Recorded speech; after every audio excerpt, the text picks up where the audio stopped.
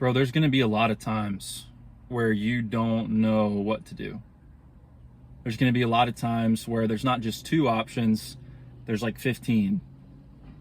And they're all kind of on this spectrum of good or bad, known or unknown. And you're just not going to know. And there's going to be people giving you advice. There's going to be pros and cons. There's going to be gurus telling you this or that, books that conflict with each other, and you're going to search the Word of God and not find anything to help you. And you're going to pray and seek the Lord for advice, and you're not going to hear any signs. You're not going to see any writing on the wall. Okay? It's going to happen. Happens to me. There's a different kind of faith that you have to have sometimes. There's a certain type of faith that you need to have, which is, hey, if God shows me that he wants me to do this, I will do it, right? If he writes on the wall, if he makes it clear that this needs to happen, I will obey. You certainly need to have that type of faith, for sure. But there's another type of faith you need to have too. And that's the type of faith that says, if I did know what to do, I would do it. If I did know where to go, I would go. And I've been praying and I've been seeking the Lord and I've been reading, but I can't figure it out. I don't know. I don't even know what I want. I feel confused. I feel lost.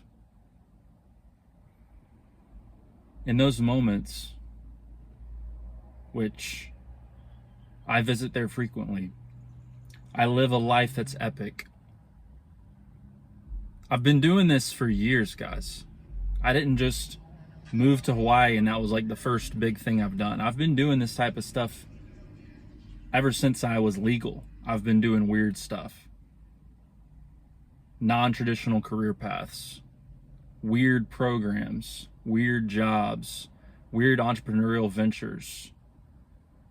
I've been on this grind my whole adult life. And so hear me when I tell you, if you want an epic life, you're going to run into this. You're going to run into moments where you wish you knew what to do, but you just don't. And in those type of moments when God has not spoken, what do you find your confidence in? How do you know what to do? How do you move forward in faith? Yea, though I walk through the valley of the shadow of death, I will fear no evil, for you are with me.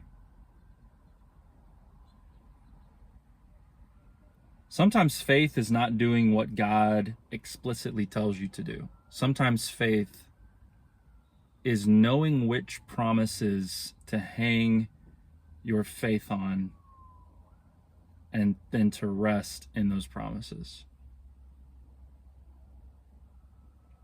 Because it's one thing to follow Jesus in the light, and it's another thing to trust that he's there with you in the dark. Now, granted, when we feel far away from God, it's not a him problem, it's an us problem. I'll never disagree with that. But sometimes, in order for the tree's roots to burrow deeper into the ground, the topsoil has to get dry. The rain has to stop falling for a while. If you're used to getting stuff handed to you in life, and I don't mean free handouts, I just mean directions, right? Life is not that hard, honestly, in many ways, for those who follow the traditional paths. I mean, you can go to school, Go to college, make good grades, get an internship. Choose a good career path. Choose like a good program, right?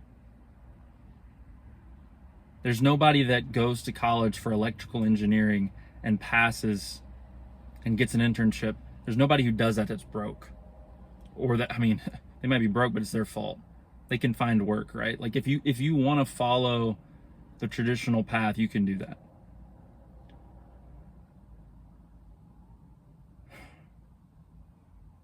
But even outside of career stuff, there'll be big questions in life. Who do I marry? How do I raise the kids? Do I move to this part of the country? Do I stay where I'm at? Do I move countries entirely? Do I move to Hawaii? Right? And in those moments, faith is about sinking your roots deeper. It's about sinking your roots deeper because there's no moisture on the surface or the topsoil or even halfway down. You've got to sink really deep. The reason God gives us these promises of all things working together for our good, the reason he gives us the promise of acknowledge him in all your ways and he will keep your path straight, is not because he's planning to whisper every single step in our ear. If he was going to whisper every single step in your ear, then you wouldn't really need those promises, would you? Because you would just know, oh, God is in my ear telling me exactly what to do all the time. But that's not the case. And it becomes painfully obvious that that's not the case whenever you are stepping into the unknown. Whenever you choose a weird degree program like I did, whenever you skip senior year of high school like I did, whenever you jump into your first job out of college with a startup company like I did, when you leave your corporate Walmart career to launch an entrepreneurial venture, when you leave that venture to become a barista, when you climb to the top of that ladder as high as you could possibly go and then throw all that away to start another business, when you take that business and you move to Hawaii, and on it goes. Sometimes God is right in your ear telling you what to do, and a lot of times he's not. I know some of y'all are resonating with this. I know some of y'all feel like you're in the dark right now and you don't know what to do. And you've asked and you've prayed and you haven't got answers and you feel stuck. This is for you. This moment, this word is for you. God is with you. God is with you. I know you don't have evidence for it. I know you don't feel like it. I know he's not speaking. Or if he is, you can't hear him. But he's with you. And this is for you too. He is working all things together for your good. And here's the thing. All things includes your mistakes. It includes your stupid mistakes. Because I know you make them. You do some pretty stupid stuff sometimes, bro. As do I. And when that verse says all things, all doesn't mean all except for when you were stupid. It means all, including when you were stupid. And actually, especially when you were stupid. Because in your weakness is when his strength shines the most. And in this dark time, when you don't see how it's all going to work out, he's whispering. He's saying, can you trust me to confidently take the next step? You're like, Luke, I don't know what step to take. That's okay. I don't know what step you should take either. Usually I don't know what steps I should take either. I mean, I've got a great program. I've got great client results. I've got great client loyalty. I've got I'm very confident in my systems and what I do. But man, my marketing, I don't know. My sales process, I don't know. I literally don't know what's going on with that stuff. I can make guesses, but dude, this year has been so weird. This year's been so weird for my business. I'm confident in the product and the product gets good results, but man, I do not know what is going on with the marketing, with the sales, customer acquisition side of it. And if that's what I'm putting my confidence in, then yeah, I'm going to be in trouble. But it's not. In many of those areas I just listed, I am in the dark. And I do feel like I'm fumbling around and asking for guidance and not finding anything. But you know what I do have confidence in? Is the one who directs my steps. Commit your thoughts to the Lord, and He will direct your steps. Can't remember the reference on that one. It's a proverb. Commit your thoughts to the Lord, and He will direct your steps. Proverbs 3:6, acknowledge Him in all your ways, and He will keep your path straight. Not you. He will do it. He will keep your path straight. So man, when you don't know what to do,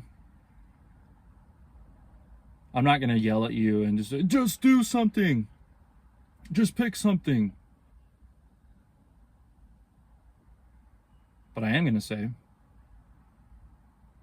pick something. Because here's why. You're going to regret a life of passivity more than a life of mistakes. Okay? You're going to regret more failing to act than a failure, right? You're going to regret passivity more than proactivity as a man. Always, you will. Okay, so be proactive. Make the best possible judgment call you can and move with confidence. With confidence. Not in yourself. This is the beautiful thing. This is what the Lord is inviting you into right now. When you don't know what to do and you're scared of making the wrong decision, face that decision, face this moment with bravery. Not because you're going to make the right decision, but because your Father will take care of you.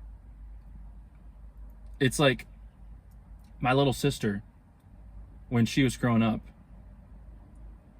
she had a lot of trust in us as her older brothers. She had quite a few older brothers. 4 of us, 4 older brothers.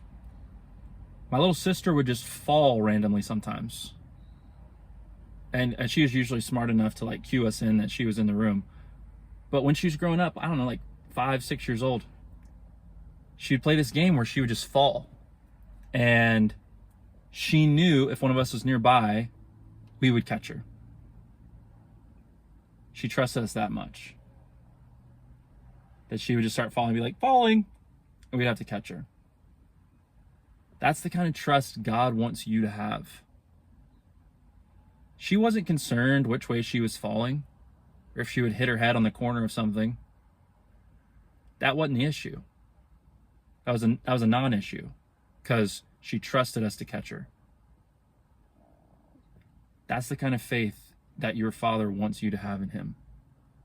In these dark times where you don't know what to do, you're in the valley of the shadow of death, you're scared of the next step, and you're not hearing His voice.